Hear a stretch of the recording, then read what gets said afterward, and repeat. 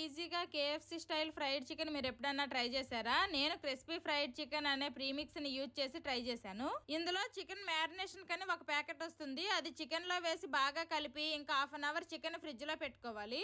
అందులోనే చికెన్ ని కోట్ చేయడానికని ఇంకొక ప్యాకెట్ వస్తుంది. ఆ ప్యాకెట్ ని మైదాలో వేసి బాగా కలిపి ఇంకా మ్యారినేట్ చేసిన చికెన్ ఆ పిండిలో వేసి బాగా కలుపుకొని పిండి మొత్తము దులిపేసి చిల్లుడు వాటర్ లో ఆ చికెన్ ని 2-3 మినిట్స్ పెట్టి మళ్ళీ ఆ పిండిలో వేసేసి బాగా చికెన్ ని కలిపి ఎక్సెస్ పిండిని మొత్తము తీసేయాలి.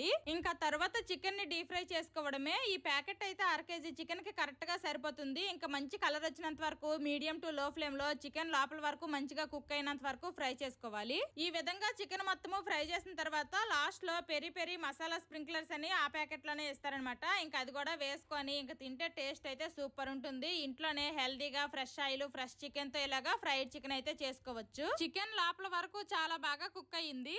Bye bye.